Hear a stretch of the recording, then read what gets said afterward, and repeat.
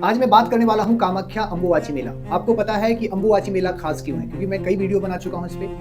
और अम्बुवाची मेला जो 3 दिनों का रहता है, बहुत ही पावरफुल, शक्ति को अर्जित करने का सबसे पावरफुल टाइम होता है। परंतु ये वीडियो मैं पहली बार लेकर के आ रहा हूँ कि अम्बुवाची मेला में अम्बुवाची का व्रत कैसे करें। अम्बुवाची व्रत करके किसी भी प्रकार की सिद्धि को हम कार्य सफल बना सकते हैं।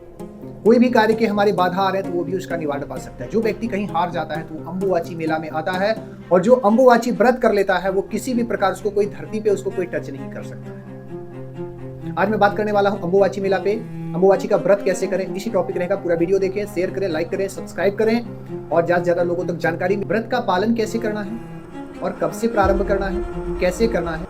जय कामरूप, जय कामाख्या। आज मैं बात करने वाला हूं ऐसी देवी के बारे में जिनके बारे में आप अगर चैनल पे हैं तो पता है, पहली बार अगर आप आए तो आपको नहीं पता होगा शायद। कामाख्या मंदिर जो कि भारत स्थित आसाम राज्य में विराजमान रहती है मां, नीलांचल पर्वत पे। और सबसे बड़ी बात है कि कामाख्या मंदिर में इस समय मेला लगाया जाता है। स्त्रियों का सबसे पावरफुल टाइम जब देवी होती हैं रजस्वला, और जब देवी रजस्वला होती हैं तो इस समय 3 दिनों का मेला लगाया जाता है। दुनिया के बड़े बड़े तांत्रिक इस स्थान पे आते हैं और अपनी सिद्धि जो साल भर में प्राप्त नहीं कर सकते वो 3 दिनों में पाते हैं। परंतु ये 3 दिन में है क्या क्या खास है? इसलिए है कि भगवती का जो शक्ति है वो बहुत ज्यादा प्रबल होता है। और इस समय जो भी व्यक्ति, जो भी साधक, जो भी भक्त अगर अम्बुवाची का व्रत प्रारंभ करना चाहे तो कैसे करें, क्योंकि ये बहुत ही पावरफुल व्रत है, नॉर्मल व्रत नहीं है।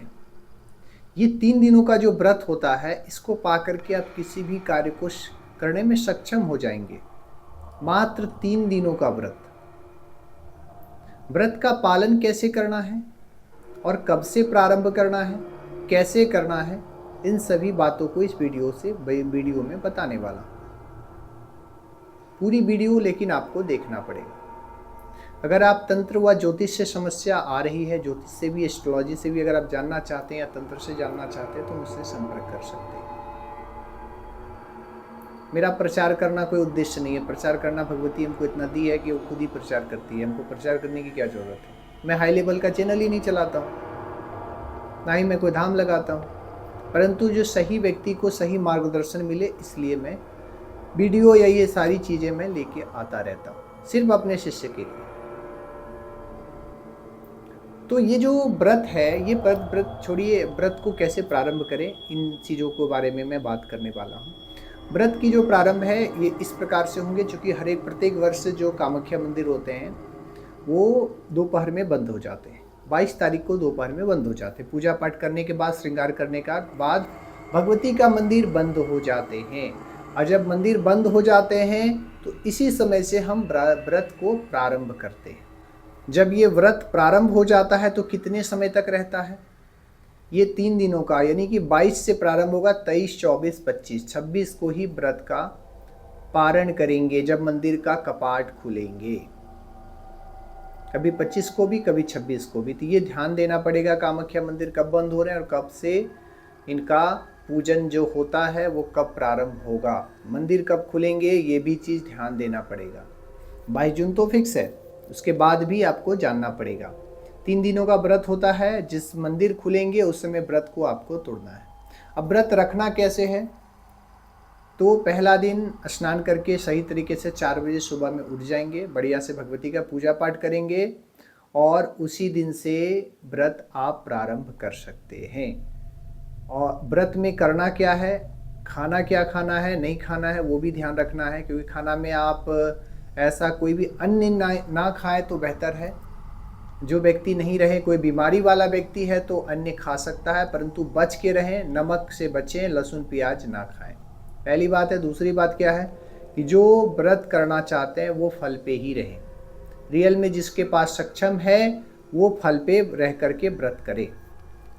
अगर आप व्रत करना चाह रहे हैं, कोई कामनाएं हैं, तो कामना के लिए पहले ही संकल्प ले लें।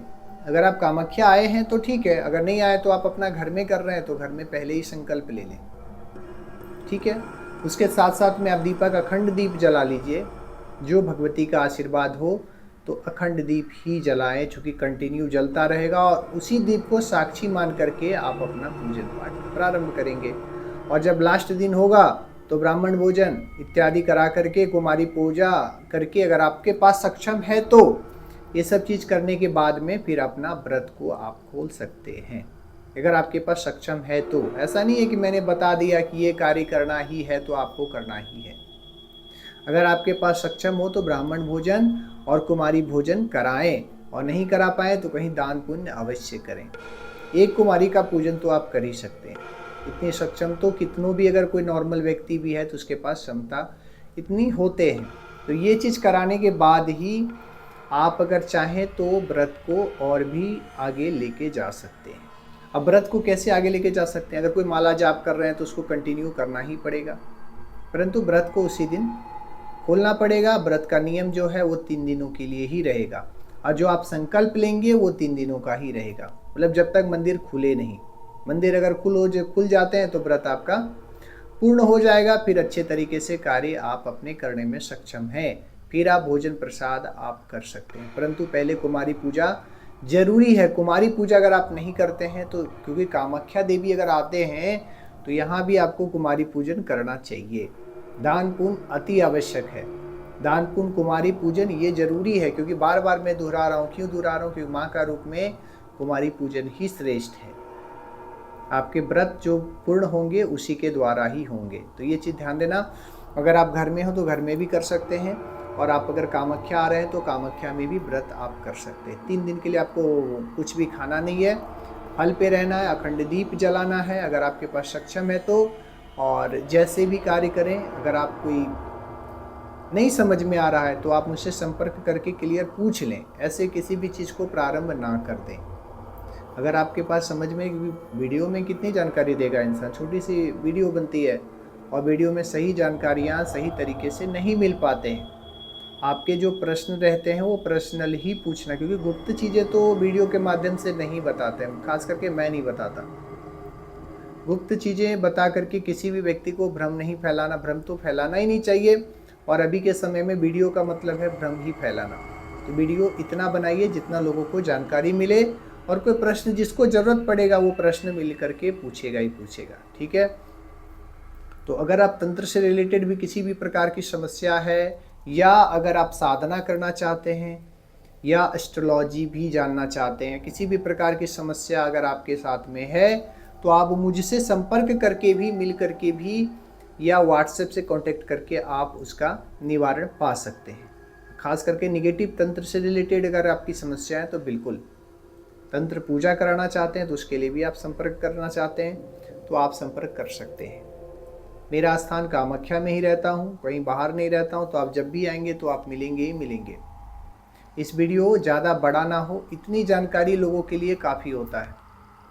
ज़्यादा बड़ा वीडियो बना करके लोगों को भ्रम फैला करके कुछ भी बात करने से कुछ नहीं होता, क्योंकि ये सबसे पावरफुल टाइम है इंसान के लिए। एक इशारा काफ़ी है, इतना जानकारी रहना चाहिए। कोई प्रोफेशनल लेवल का मैं वीडियो नहीं बना रहा हूँ क्योंकि आपको विशेष तरीके से एडिटिंग और ये सब चीज़ मिलेगा, वो सब चीज़ नहीं है। जो सही जानकारी है वो आपको मिलेगा, और आप सही जानकारियों को दूसरे लोगों तक भी पहुँचाएँ। इसलिए वीडियो को शेयर करें और सब्सक्राइब करें। कोई प्रश्न है तो कमेंट बॉक्स में पूछ सकते हैं, या हमारे व्हाट्सएप में भी जुड़ सकते हैं। तो इतना वीडियो के लिए काफ़ी है। जय कामरूप, जय कामाख्या।